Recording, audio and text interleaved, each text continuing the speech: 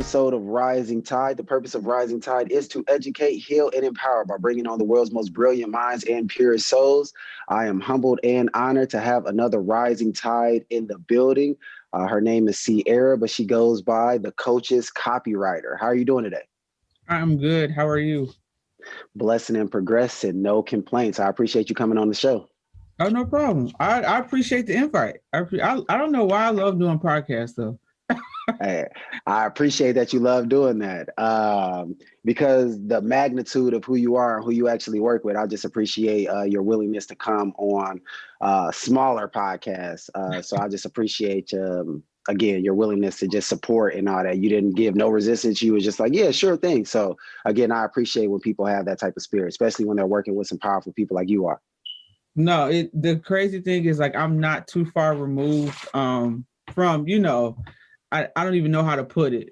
It's just like I understand every level on the journey, and I'm still nowhere near where I want to be. I've just been blessed to have some amazing opportunities in a few short years. So yeah. No, that's powerful. Well, let's just start off with who you are, what it is that you do, and then how you got into doing what you do. Yeah, so my name is CierraSeay. The people call me the Coach's Copywriter. I am a copywriter and messaging expert for primarily coaches and consultants. And what I do is I help them attract their ideal client, convert more of their prospects and leads into paying clients, and then that all leads to an increase in revenue. So a lot of times when people hear the term copywriting, they instantly think of like the legality on a trademark copyright standpoint. But the copywriting I'm speaking of is from a marketing standpoint. It's literally the process of creating words and messages that are designed to make people take action. So Facebook ads, Instagram captions, the wording that you're using on your landing pages, sales pages, even a lot of the videos that you guys are watching that are like in these big production videos and webinars, all of that has a foundation, and that foundation is the messaging and copywriting that they hire someone to put together so that people who they want to attract will take the action, which leads to them buying their product, their service, or whatever it is that they have for sale. What was the second question, Chris? And just how you got started in it. Yeah, so writing has always been a natural gift of mine. I've always been a writer, like legit, always been a writer. But around 2010, I started studying advertising while I was still at Michigan State before I dropped out. But when I was studying advertising, I learned about the art of copywriting. Back in the day before the digital marketing world exploded, it was really big for like magazines and newspapers. Like when people used to actually take out ads in the newspaper, like the copy was an essential part of it because all you were doing was reading that. You didn't have a television to look at. You didn't have an image to go along with it. Like people were writing ads to sell things. And legit, all you had was what they put in that piece of paper, that short spot, to determine whether or not you were going to go buy something or go to an event. So that's how I learned about it. Did you go to school for advertising? So I went to school. I was a journalism and advertising major, but I dropped out. So I didn't finish. So that's when I first got introduced to it. Marketing has always been something I was interested in. I've always been involved in marketing. And when digital marketing like really started to blow up, I started paying attention to what were the roles in the digital marketing, like what role could I play? And when I discovered copywriting again, but this time on the internet, which turned into emails, which turned into video scripts, I'm like, okay, let me take this skill set that I already knew and bring it onto this platform and make it even better. So probably around 2013, I got real serious about it. 2015, I started freelancing. And then from there, it's just kind of blown up a little bit, if you will. So who are some of the big clients that you work with for the audience who may not know? Yeah, so for 5 years, I was Eric Thomas's E.T. the Hip Hop Preacher's copywriter. I wrote all his emails, all of the conferences that you saw before COVID. So like Ignite the Dream, that was a couple of, it was so many. I worked with him for 5 years. He was actually my first client, like my first real my first big name client, I would say, not my first general client, but my first big name client. Worked with ET for 5 years. David Shantz is still actually a client of mine, as well as is still a coach of mine. Marquell Russell, who is right now my all-time favorite marketer, period. The guy is super, super smart and very, very humble. Who else? Who else have I worked? I've worked with Justin Owens, another big time coaching consultant out here. Kendall Ficklin. There's, I don't know if people may have heard of her, Carlene Roy. She's a production lady. Like she does, basically she did Cardi B's baby shower. Like that's the level she's on. She worked with Puff for years and years, and now she's into like courses and teaching. Who else? I'm trying to think. I always forget like when it's time to say stuff like this, but those are like. How did you get these high profile like clients? Was it just like word of mouth, or how did you get your very first one? And then how did it lead to the big players that you have been working with? That's a great question. And I was thinking about it the other day. So I'm a very coachable person, and I'm like heavy into personal development and wanting to learn and be better. The way I actually ended up having ET as a client was that I was a member of his personal development community first. And I also, the crazy thing is I didn't even pitch him. So I was a member of the community. I was doing the internal work from a personal development standpoint. Now, the other crazy thing is that ET was actually my guidance counselor at Michigan State before he became like this huge phenomenon. That's another backstory. But yeah, so we knew each other, but we didn't know each other, if that makes sense. But one thing he remembered about me was that I was a writer. And an opportunity came for where actually he needed help with his mom finishing her book, and he asked me to help her. So did that. We finished the book, and then it just led to like other opportunities. And one of the main things I took over was the email marketing piece, and then some other projects that we did together. So it's to be honest, it's always been proximity. Like every high profile client that I've had, whether it's been E, whether it's been David, whether it's been Marquell, I was their client first. But it's also like, that isn't like a strategy I had. Like I joined each of these programs to become better. And every single one of them like saw, number one, how good I was at what I was doing. Number two, that I didn't have an ulterior motive. And they were all just like, are you taking on new clients? If so, like, come on. So I've been working with Dave now for this. So it'll be 2 years in the summer. I worked with E for 5 years. I've been working with Marquell now for a little over a year. But yeah, it's always been putting myself basically in those same rooms, proving that I'm good at what I do. And literally those opportunities came to me. I didn't seek out none of them. Like none of them, not those three. Like normally those are the ones people are asking about because those are bigger name people. But yeah, it wasn't a situation where I was like, yo, can I get on? It was just like me being caught in my element, doing what I do best. And the opportunity literally just fell in my lap. No, that's powerful. I want to ask, so when you knew ET before he became, the ET that the world knows, did you see that?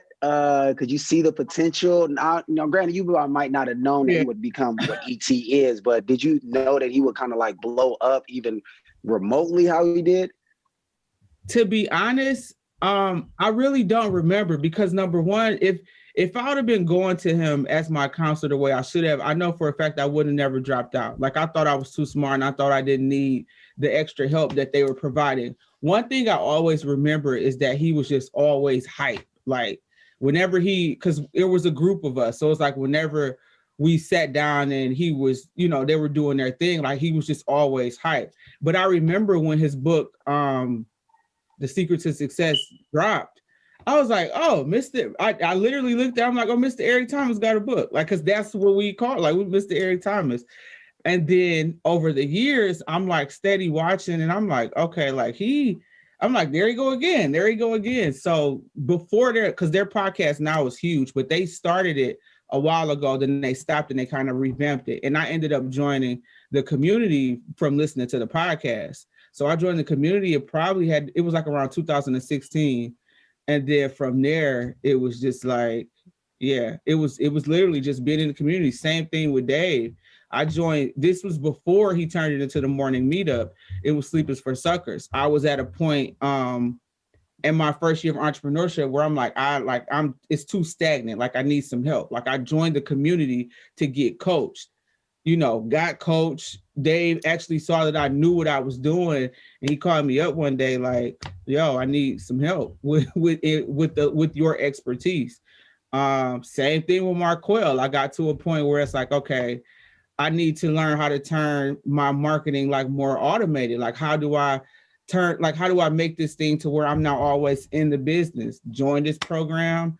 Probably about, so I joined his program in like July, and then like by December, he's like, I need a coach with your expertise on the team. Do you want to join the team? And I'm like, sure. So it's like, that's always been, been the situation. That's always been the situation with the bigger name people. It's just being in the room. Like the truth is, paying for access and then getting that access without having ulterior motive is probably, I don't want to say probably, that's what's gotten me to where I am so fast. Because while I've been writing copy and I've been studying marketing for, you can say 10 years now, probably a little bit more than that, I've only been a full-time entrepreneur since 2018. So it's like, you hear most people say it takes 5, 6, 7. And it's like, no, I built a 6-figure copywriting business in 2 years. Like my second year in entrepreneurship, I crossed the 6-figure mark. And most people don't do that. They just don't. They don't. Facts. I was looking at some and it said 85% of businesses fail within like the first year. And then by year 5, it's like a crazy number. And then by year 10, it's like almost like none of them exist anymore. Yeah. So that is powerful that you were able to become so profitable so quick. I wanted to ask, where did your strong drive for personal development come from? As I'm hearing you talk, I keep hearing you refer to getting in certain communities, being around certain people that can help like stretch your mind and develop you, and just, again, being in community. Where did that come from? Was that something that like was innate and you've always like sought out those environments, or a situation happening and you were just like, all right, I can't do these type of environments no more, let me go to something else? Or where did that come from? I think it's a little bit of both. I will say, for as long as I can remember, even as a child, like I've never wanted to be like regular. When I was 12, and I'm so glad my mom did it. When I was 12, my mom like signed me up to work at a private golf course as the caddy.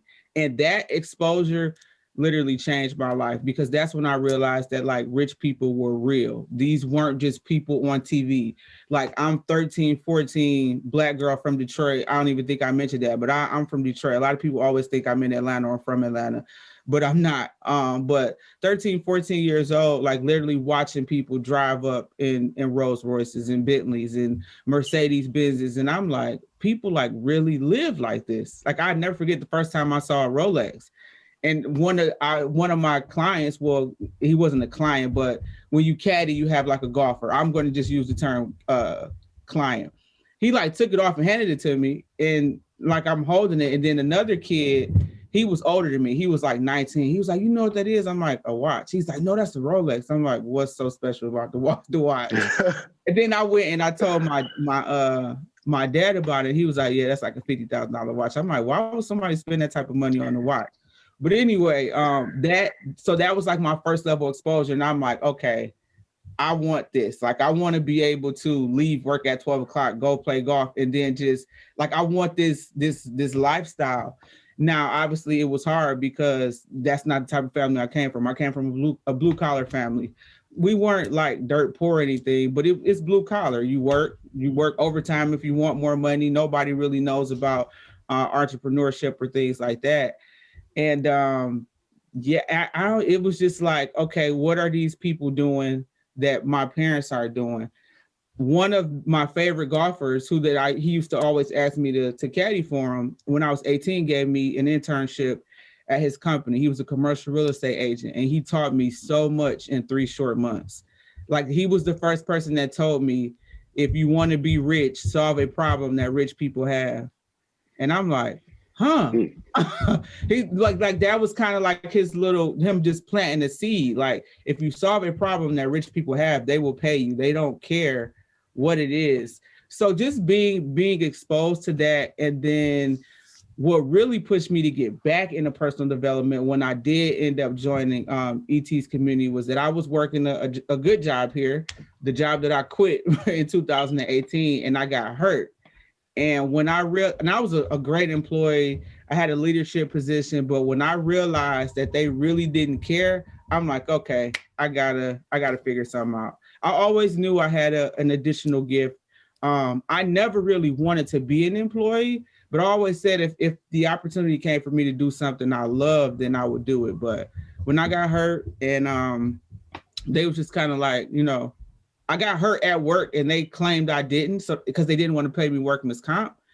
That's when I was just like, okay, what do I have to do to get out of here? And it really wasn't so much what do I have to do, it's kind of like, who do I have to become? And the first book I picked up again, I'm trying to see if it's on this shelf. Oh, right here, The Success Principles by Jack Canfield. When I picked that book back up, because I had read it before, this was probably like 2016, that's when like everything started to change. And not only that, like all successful people, they tell you like personal development never stops. That's like the anchor to becoming or doing whatever you want to do. No, so that's major facts. It was a combination of both. It was a combination of both. So when you decided to go full out into entrepreneurship, and as you stated, you didn't come from a family of entrepreneurs and all that, one, did you experience a lot of fear in making that decision? And then two, how did you go through that process of, putting that fear to the side and then still, fulfilling the goal of becoming an entrepreneur, where you didn't grow up around examples or, have family members that you could reach to for examples or anything of that nature? So it's interesting because while I quit March, it was either March 13th or March 17th, 2018. I got the picture on my phone, but I had this plan because at this point I'm like, I'm making money freelance and doing what I'm doing. I'm stacking. I'm like, okay, let me be strategic, because I was also in 2018. So I got divorced the summer of 2017. So now I'm a single parent with 2 kids. So now I'm like, I have to be strategic if I'm gonna leave this job because I got 2 kids, right? So I told myself, I'm gonna save all 2018, 2019, I'm gonna take the leap. Well, the company I was working for made a major change, and the automotive plant I was working in was moving its product somewhere else, which means all the schedules was gonna have to be changed. So at that point, I felt like I had to choose between this job and my kids, because if I would have stayed, I literally probably would have saw my kids 2 days a week. And at the ages they were at, that just wasn't going to be acceptable. Now I had $20,000 in a Roth IRA. So that was like my little cushion, but I blew through that. We can talk about that later, but that was like my little cushion. So what I'm getting to is that was probably the scariest part. Now, I have a unique situation where I didn't have any outside pressures or anybody telling me this is a bad decision, because my family dynamic is not traditional. So my mom passed away when I was 24. My grandma passed away 3 months after she did. My real father not around. And then my dad that raised me, like, he's my dad, but he's not, like, I wouldn't have told him that at that point. He didn't know that I quit until like a year later. So while I'm going through like these things, the people that I'm kind of using as my sounding board are at this point other entrepreneurs and people who are in these communities that I'm involved in. And do you have siblings? I'm the oldest. So it's like, yeah. So luckily the people who I used as a sounding board were people who was able to help me lay it out logically, as well from a spiritual standpoint. Like, look, you've already been making money doing this. Now it's just about sustaining it and then like being smart about it. So I will say, while I was a little bit afraid, it was still kind of a no-brainer, because at the end of the day, it was like, it's the job of my kids, and I wasn't willing to give up, that much time with my kids to keep working the job. And I was making like $25 an hour when I quit. and it's one of those jobs here in Detroit that if you work there, you just don't quit. It's a job that people, they there for 30 years. So yeah. No, that's powerful. And earlier you had mentioned about helping people figure out their ideal client. What are some strategies that you use to help people figure out their ideal client? And then a second part to that question, I guess it will probably be the leading part to it, is what mistakes do you see people making when they're trying to speak to their ideal client on their own without, reaching out to a coach or somebody like you, and they're just trying to do it by themselves? So I would say the number one mistake is just trying to talk to everybody. Like every time I talk to somebody and I ask them, who was your product or service for? Well, everybody can use it. Well, everybody can't. Like it's the number one, yet the most foundational piece. Like everybody should get that out of their mind. I don't care what you do. It can't be for everybody. It just can't. Even if it's something as simple as selling socks, it still can't be for everybody. So that's the number one mistake. Like people just trying to talk to everybody. As far as how do you attract that ideal client, I think the first thing is like truly understanding who that is and not being afraid to stick to it being that people. When I first started, I was writing for any and everybody, like literally any and everybody. But there was a couple things that helped me narrow down the coaches and consultants. Number one, I genuinely liked coaches and consultants.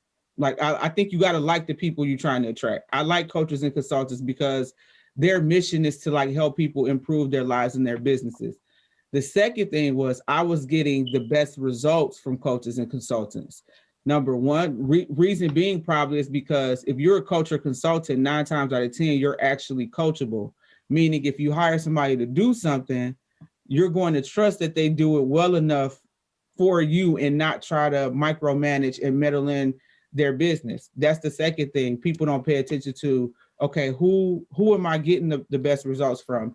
And then the third thing is like really thinking about can the person that I want to work with pay me what I want to be paid? Now I know that may sound shady on the surface, but it's a real thing. Everybody would. That sound like a Marquell statement right there. Yeah, like I mean, he had to break it down to me one day, but it's the truth. And I had to even go further to say, because some coaches and consultants at one point in time couldn't afford to pay me what I wanted to be paid. So I had to go deeper. Like, okay, well, how long has this coach have they been a coach? And just digging deeper. So those are kind of like the 3 things I always tell people, and like not to be afraid of having an ideal client that's not ideal to everybody else, if that makes sense. Did you have to grow into being comfortable with charging high ticket and all that stuff like that, or you was just like, nah, you're gonna have to just pay me this? Or did you kind of start off with not wanting to lose clients, or you're just like, oh well, you could just pay me this, and then you had to scale up, or you just started out with high ticket? No, the biggest mistake I made when I started in terms of charging was that I was charging people based on what I wanted to be paid per hour, because I still had an employee mindset. And the sad part is this: even when I got to the point where in my mind, I'm like, I want to make $150 an hour, I'm gonna be real. It only takes me probably 1 to 3 hours to do it. Just say, for example, if you said, I want you to write me a 10 email sequence, in my mind, I'm like, okay, that's gonna take me 2, maybe 3 hours. So in my mind back then, it's like, okay, I'm going to charge them between $300 and $450, when the value of that 10 email sequence is worth way more than that. So I had to stop charging based on how long it's taking me to do this work and the actual value that people are getting from the work. Unfortunately, some clients may not understand the value the way that you understand it. And those are people you got to say no to. It's like, especially with what I do, like you trying to tell me you're about to go charge somebody $5,000. You want me to write the information that's going to make this person pay $5,000, but you only want to give me $500? That don't make sense. You know the value of it, and you know the value so much so that you don't even trust yourself to do it. So I'm not going to let you, try to play me when your return is just, yeah. I think once you also learn what the true value of what you do is, you won't be afraid to charge whatever you're charging. Now, sometimes that's powerful. Yeah, sometimes it's harder if your service or your product doesn't create a direct ROI or bottom line, but you can still, charge high ticket other ways. But I did have to grow that. I didn't start charging high ticket until I joined Marquell's program. Before, it was, okay, this is how long it's going to take me. This is what I'm going to charge them. When it was backwards. Like, I'm charging y'all $700 and y'all going to make $15K in a weekend. Like, what? No wonder you keep calling me every week. Yeah. Especially when it's your wording that's causing the conversions. Yeah. The person who's tried to use my own copywriting and all that stuff like that, the words matter. So if somebody can finesse your words and all that to make people want to click that button a little bit more, I mean, they should definitely get a percentage of it for sure. Mm-hmm. What are some of your proudest testimonials from some of the work you've done with your clients? The craziest thing, a lot of my proudest testimonials were, well, one of them I do have a clip from an event he did in San Francisco a couple years ago. It's somewhere on his computer. So that was one that I'm most proud of, when he actually said my name in the speech. The testimonial I have from Dave is a good one. And I keep telling Dave, we got to have because Dave doesn't even know how big of a role he's played, like, in this journey and in this transformation, because he literally was like the catalyst from me going from 0 to 100 as an entrepreneur. So when we crashed his site, when I did a re-engagement campaign, and literally we sent so much traffic to the website that it stopped working, that was a great moment. I get a lot of great texts from clients, just like, how are you doing this? Like is this magic or something? Yeah, those are probably. It's weird though, because like I said, a lot of the greatest ones aren't like the typical, like the person holding the camera. It literally comes out in conversation. So I do have to do a way better job of collecting them, but yeah. No, that's powerful. And so in your 2 years of being an entrepreneur, what's one thing that you know now that if you would have known when you first started your entrepreneurial journey, it would have helped you avoid mistakes, or it would have streamlined your process? I would have hired a coach right out the gate. So I quit my job March 2018. I didn't join Sleepless Nights to 2019. So it knowing what I knew now, especially knowing that I came out of my job with $20,000, cash, I would have hired a coach right then and there. That is, to me, that is the only shortcut to this game. It's just having a coach. And it doesn't mean that everything is still going to be smooth, but you have a sounding board. You have someone to provide some sort of blueprint. You have resources. Like, it's just like, you're not out here racking your brain trying to figure out everything on your own. That would have been I would have hired a coach probably before I quit, to be honest. Probably like a month before I quit. I still would have quit, but that would have been the first thing I did. I would have hired a coach right away. Or joined the coaching program, however you want to do it. But that would have been, I tell people all the time, like, that is the shortcut. There's no other shortcut. No, facts. And that's why I enjoy Dave so much. He's very, very humble. He doesn't really realize the benefit of just the morning meetup. And I have been rocking with him since it was Sleepless Nights as well, back when he was like $100 and some. He would send you a shirt every month. And we had a few other little benefits. I think you got a one-on-one coaching call with him when you first joined as well, and a few other things. And yeah, Dave has played a huge, huge part. And it's funny because he don't even really be seeing that. He just I just love doing these calls. Yeah, he just be on. He always say like those calls are really for him, which I believe, they are, but he provides just so much value. And the transparency, like last year when Social Proof ended up having to go from being in person to virtual, like I was on the team, I wrote like all the copy for it, but being able to see him, the way he repositioned himself and like just how he kind of handled it all, it was amazing to watch, because we didn't know what was gonna happen. Like he was like, y'all, like it was like he had a moment where he was like, I'm about ready to just throw in the towel. Like, But you know, just seeing how he was able to not only handle it, but people still enjoyed the experience. That was pretty impressive to watch. It was pretty, because I know if it was me, I probably would have been like, I mean, I don't know what the situation was with like the deposits he had to put down on like the things he had already had in place, like the building and all of that. But it was a lot to change up in a very short amount of time, a whole lot. Like he was literally telling us like, I ain't been asleep, but it's because he cares that much. He cared about still making that event happen that much. Where you saw it, most events that were scheduled to be in person, when COVID hit, people just canceled them. And a lot of people did not refund tickets. They just like, we don't have no control over this, it's canceled.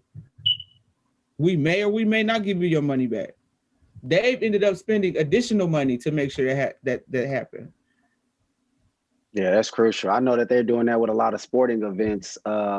I'm in Indiana. I bought some Pacer tickets before the thing had happened for like the Jimmy Butler and TJ Warren when they had got into it. So like the next game was supposed to be huge, and then the virus happened. Still to this day, they ain't paid us back. They was like, y'all ain't getting refunds, and if we're not able to host events again here, then y'all just took an L. And I'm like, damn, we paid $400 for them tickets, because you know how media can hype games up and all that stuff. So it's like, but they're not giving people refunds, they're not paying people back or none of that, which is crazy. That's cool. So let me ask you. Not that far from me. Go ahead. And I actually be in Detroit often. I got a lot of family here. What is an opinion that you have changed over the last year that has improved your life, if any? And then the second part question is, what is a habit that you've changed over the last year that you feel has improved the quality of your life? I'm gonna start with the first one, because I actually just habits is like one of the things I'm studying this year. It's one of those things like you hear about a lot, but until you study it on that's kind of like how it gets ingrained. And I just read Badass Habits by Jen Sincero. Literally just finished it today, and I've been doing pretty good so far. But a habit that I finally started to form is saying no. Like it. So I mean, you know about the disc. I'm a high I, which means I used to, and I'm starting to say yes to a lot of things I knew damn well I didn't want to do, or like try to make things fit because of who was asking me to do it, when literally it was things that were stressing me out or making me work past the allotted time I wanted to work on a particular day. And so far this year, I've said no like 6 times, and I'm like, I'm super proud of myself. Like I never thought learning to say no would be so important, but it is. It really is. So that's the first thing. And you said an opinion that I've changed. Mm-hmm. It's okay to not necessarily like or rock with people and it doesn't have to be personal.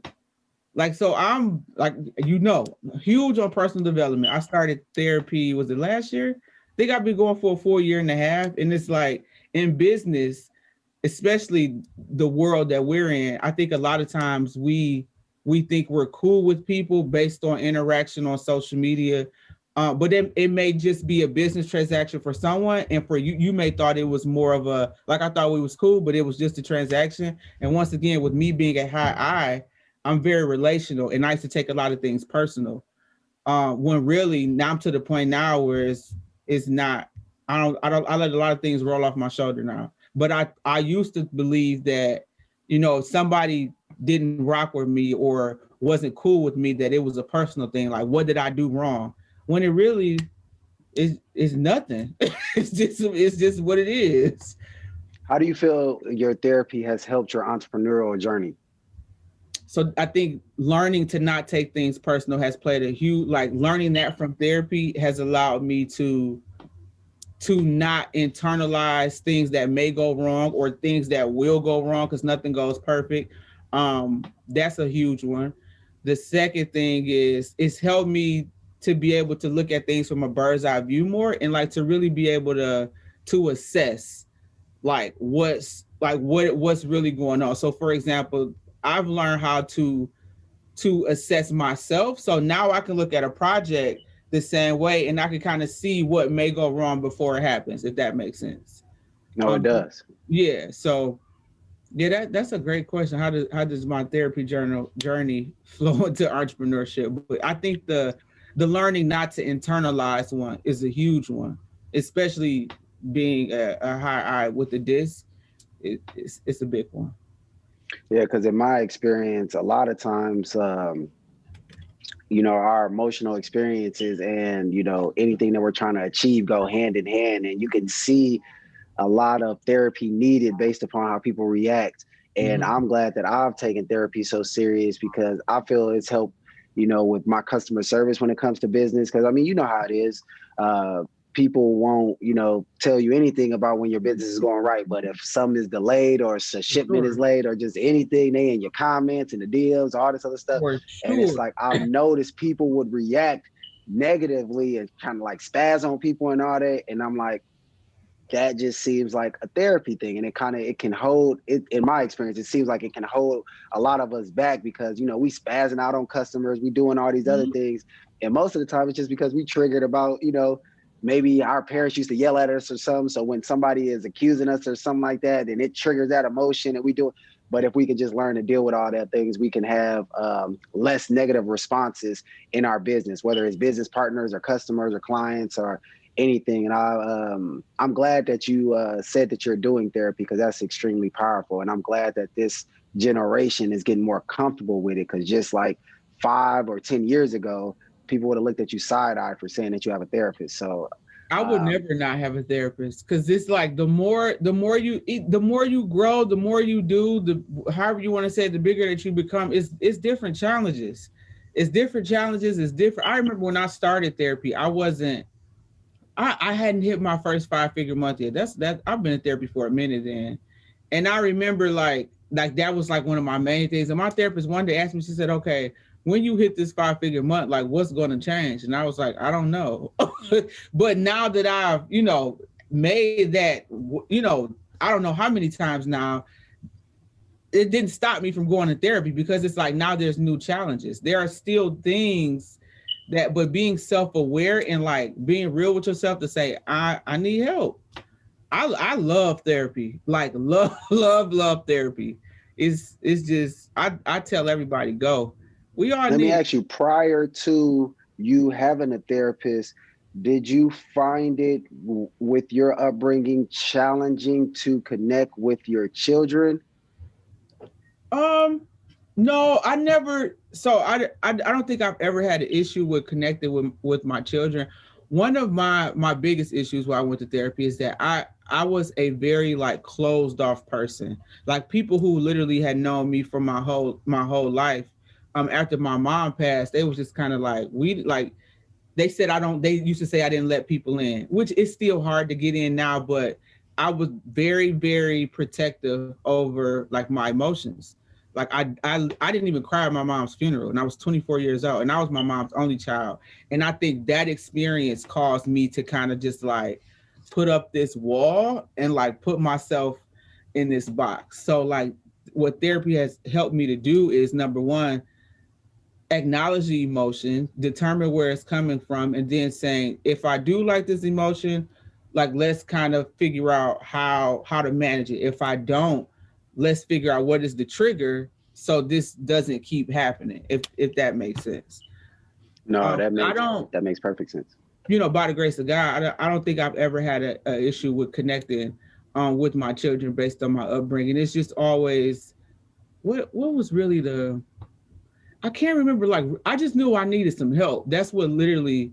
Oh no, I was listening to a podcast, and they were talking about the power of therapy. It was 2 Black women, and I knew I hadn't really dealt with my mother's like death for real.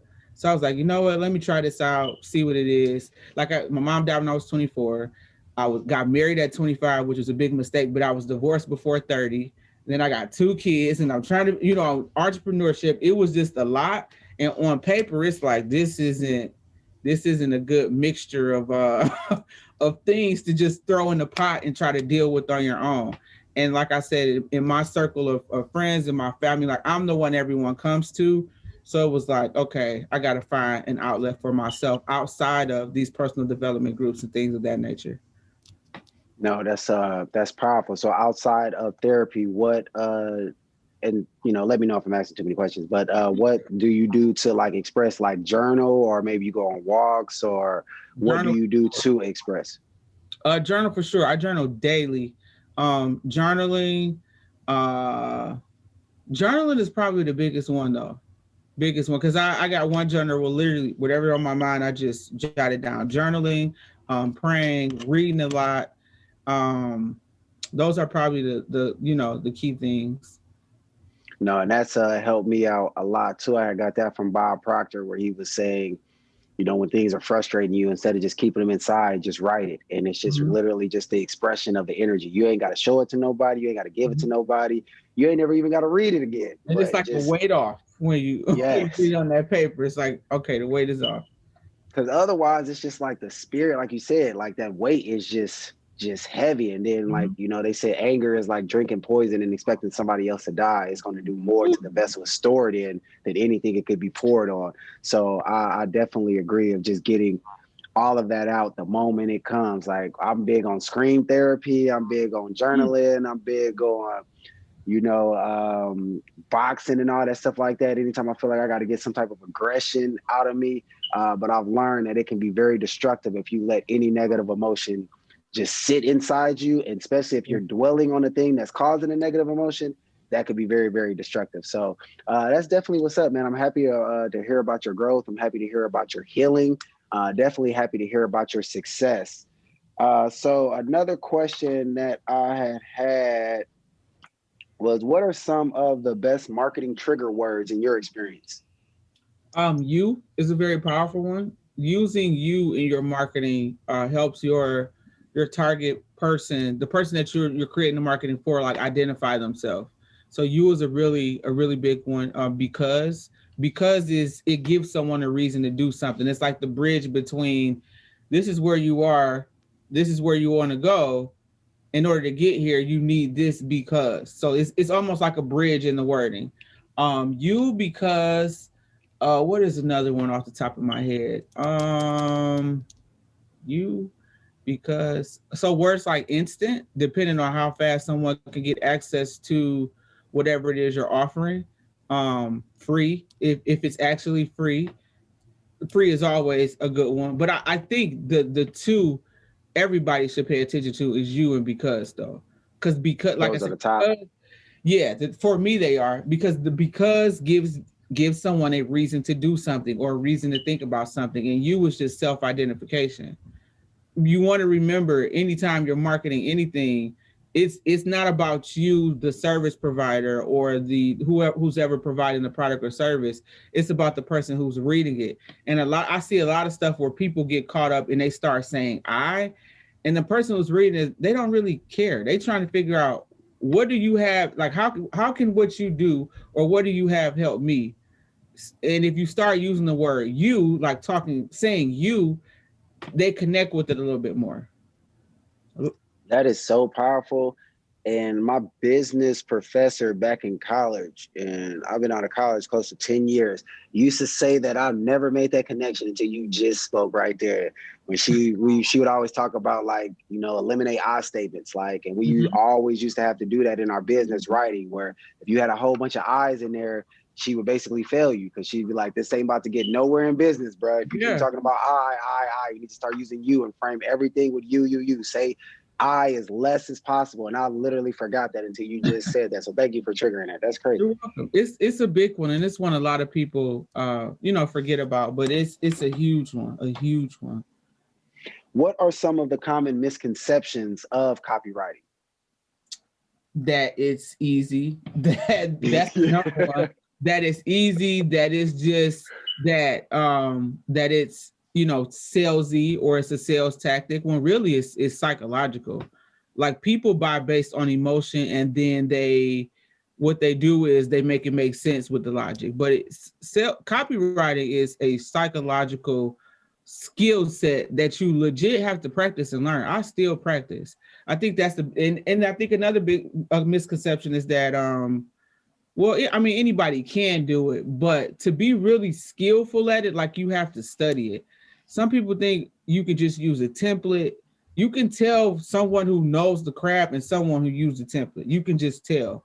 That's probably the biggest misconception, is that it's easy though. Another misconception is that it's, I don't know. Another misconception, I don't know. Another one. I think for me, that's the biggest one, is that it's just, that it's easy to do. You can write copy. That don't mean it's good. That don't mean it's going to drive people to take action. It literally, like when me and Marquel go back and forth and we sending each other stuff we've done, we probably touch it like 4 times before, and we're both really great at it. Like Marquel is real good at it. I'm really good at it, but it's the constant refining. You really have to be a student to be really good at copywriting, because it can always be better. Always, no matter, even if you write something and you get a 60% conversion, it's still probably certain nuances that would have got it to 75%. So it's like you have to be a natural student to really want to learn and be great at that particular skill set. Like you can't be one of those people who's just like, oh, it don't need nothing. Nothing needs to be changed. Something can always be changed. Facts. So what would be, so I'm gonna ask you for 3 book recommendations. The first book would be one on, just copywriting for maybe a new entrepreneur and all that, that's just trying to even gain an understanding of what copywriting is. What is that? Cashvertising. Yep. Cashvertising. And then the second one would be a book on personal development. And then the second or the third book would be a book that has helped you when it comes to your entrepreneurial journey, and then why you would recommend those 3 books. So for entrepreneurial journey, Never Split the Difference. It's a book. His name is Chris Voss. I'm looking at it now.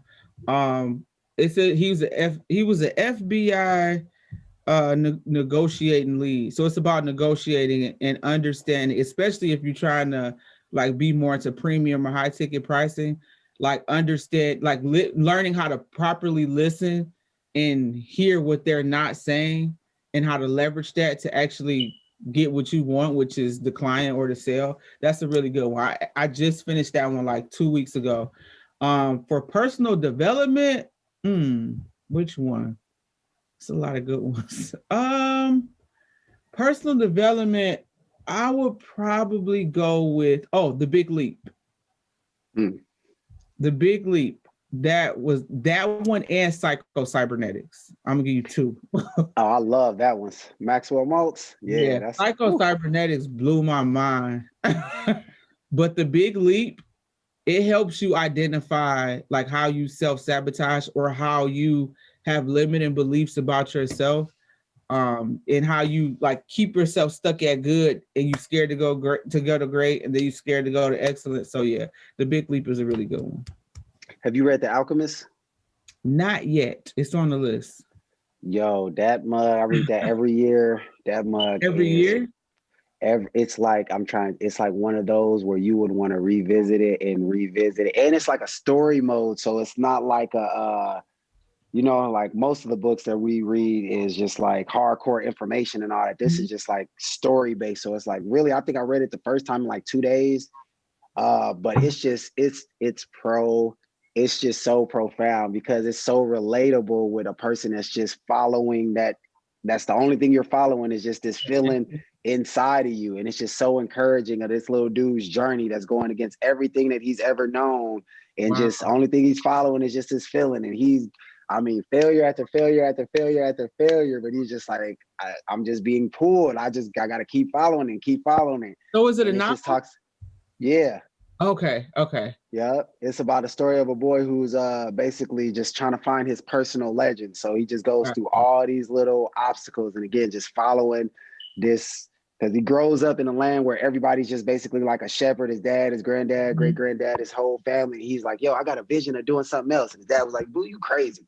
And so he's like, no, I got to follow it. So I'm gonna sell everything and I'm about to just go. So he just leaves his land. He ends up in the land. He don't know language. He don't know nothing. He get robbed. This happened, all these other things. And he just keeps going and keeps going and keeps going. I think I'm gonna read that one with my kids, to be honest. I have 2 sons. I think that may be one we sit down and read together. That's powerful. Actually, my oldest nephew, that was the first book. I started paying him to read books. I'm like, yo, you can get $10. You just go to my bookshelf. I got over 120 books on my personal library.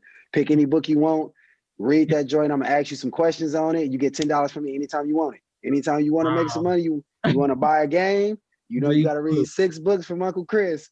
And I didn't read them all, great so idea. I'm gonna know if you read it or not, because I'm gonna ask you them questions. But yeah, and actually, I don't know if that played a part, but his my brother's wife, so his mom just called me the other day and basically said that he had placed like in the top 2% of readers for his age group. Yeah, it's crazy. Wow. Like, it's crazy. He's getting like national spelling. He's only, I think he's 12 right now or something. But I did that with him probably 5 years ago. Something crazy. Like, but yeah, it's just like now he just loves reading, and like now to the point I still pay him, but like he'll just walk to my bookshelf and just grab a book and just start reading. My other nephews and all that is playing games and all that stuff, and he'll just be in the corner reading a book. And I'm like, dude, you're so different. That's awesome though. Definitely. Yeah, but that's one of my favorite books. And then also 3 Feet from Gold, which is another book. Have you heard of that one? No, I haven't. That's another one that I would recommend. It's basically the 100-year revision of Think and Grow Rich by Napoleon Hill. Okay. So they basically just redid it. I think it came out in 2011. Okay. But it's updated with just all modern day people.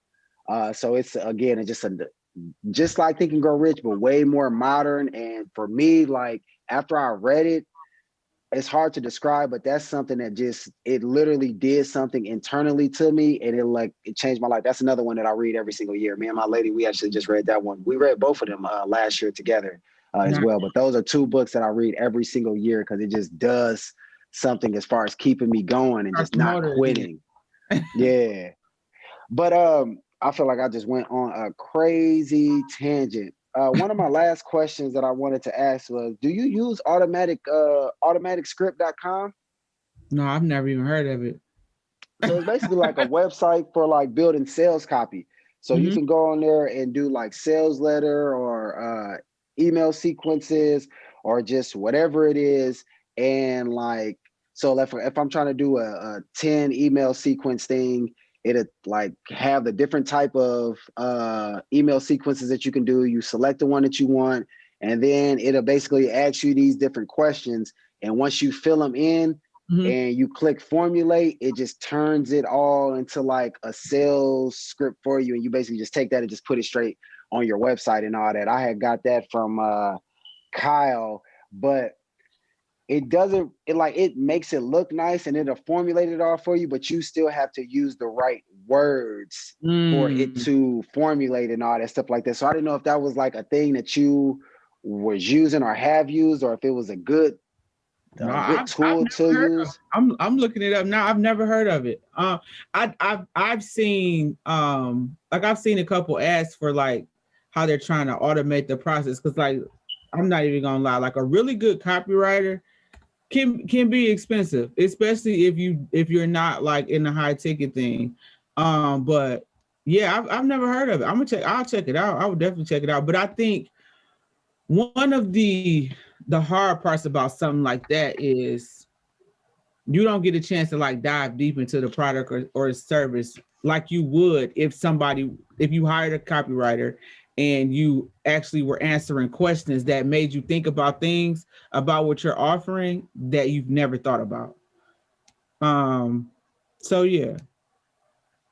And if you are they be trying to do like little weird things, and I had to learn this the hard way, where I had invested in it and I got like the monthly subscription, but literally right after I did that on Facebook, it was an ad for a lifetime use of it for only like $60 or something. So if you are going to get it, don't go through the normal website. I can actually send, because I saved the Facebook little ad thing, because I've been sending it to all my people, like, because I was paying like $60-some a month, and I seen an ad where I can get lifetime access for the same monthly thing that I've been paying. So if you are going to actually get it, just use the Facebook little ad thing or whatever, because it's only a one-time payment of $60-some, as opposed to paying $60-some every month if you just go to the website and try to create an account. Because they're definitely That's what I said. I'm like, nigga, how are they doing this? But so I had to cancel my subscription and then get it through the Facebook ad. Yeah. Now I'm ask Marcola if he ever used it. I doubt if he likes writing copy. These type of things though are always interested in me how they're trying to. But I get it though, because there's so many. I think right now we got way more entrepreneurs than we've ever had, and then there's different levels. There's the the solopreneur, the person who may have a couple of employees, and then there's the person who's running a full on business. So I think something like this is definitely needed in the marketplace. Yeah, I'm gonna check it out though. But where they really mess up at, or not mess up, but a limitation of this is the language, because you got to do all of that on your own. Now they do, when you're answering those questions, they're like, what's something that your client will miss out on if they don't take advantage of this? So they're getting you to think about stuff in interesting ways. But again, what you type into that is what's going to come out onto the document. So if you're not using the right language or trigger words, which again, they're not giving you any of that, then still kind of be lackluster. Yeah, completely lackluster. So I feel like it's a good tool to use with somebody who understands the psychology of it. But when you're just trying to use it by yourself, if you're not thinking about the psychology of the reader, then it could be just like basically the same results of you just trying to type some stuff out yourself. Yeah, gotcha. But nonetheless, I appreciate you taking the time to come on Rising Tide. Again, the purpose of Rising Tide is to educate, heal, and empower by bringing on the world's most brilliant minds and purest souls. We were blessed to have Miss Cierra in the building, the coach's copywriter. If you would let people know how they can reach you, how they can support you, if they're trying to hire you, where they can hire you at, and how much the whole thing is, or your normal sales information. Yeah, so my everything is CierraSeay at CierraSeay. I'm actually not taking clients right now. I'm working on a really big project that hopefully it'll be launched by next week, but it's actually going to be a membership community, specifically for people who want to like turn more emails into book calls and sales. So I'll probably be announcing that next week. That's pretty much it. Any questions? Have any, just general questions or questions that are DM is best right now, because I took my booking calendar down. But yeah, that's the best way to reach me. Is there a way for people to get on like your email list or anything like that so they can stay updated with projects and things that you're dropping? Yeah, so it'll be in the bio, the link in the bio in the IG. That's the easiest way to get to it right now. All righty. Well, could you end it by giving some positive words of encouragement? Definitely, we're about a year into the coronavirus. Unemployment's been through the roof. But like you said, it's been a time where more entrepreneurs have been created than any other time in history. But could you just give a little bit of encouragement to those people who may be just now starting their entrepreneurial journey, or maybe they're, a couple months into it, but extremely discouraged? If you could just kind of pour into them just a little bit to end it off with what kind of pushed you through your discouraging times. I would say the biggest thing is trust yourself. Like trust yourself, trust your skill set. And I know people say this all the time, but it's the truth. Like you genuinely have all that you need to make whatever you want happen. I genuinely do not believe that people like us, we don't do what we do by accident. Nobody, when I was growing up, nobody wanted to be a coach or consultant or like, you know what I'm saying? Like, so that means you were led or you were called to do what you're doing. But it is a process. There are ebbs and flows. There's no such thing as a loss. Everything is a lesson, even if it's money involved. And just stay true to yourself. Get around people who, who model the type of person you want to be, whether it's in business, whether it's in personal.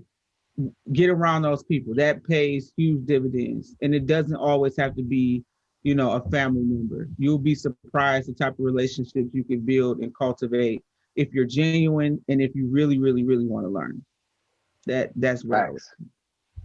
And then just follow her example when she said, like, the first thing I would have done was I would have got a coach way, way sooner.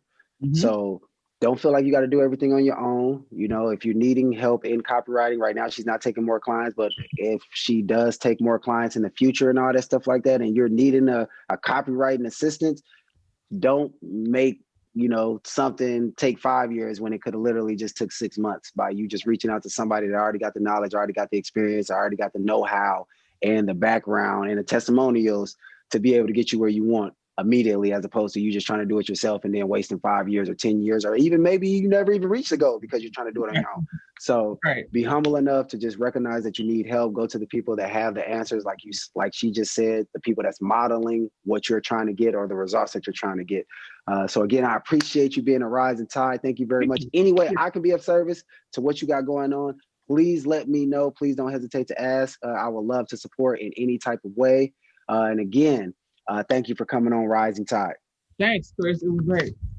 No problem. You have an amazing day. You too.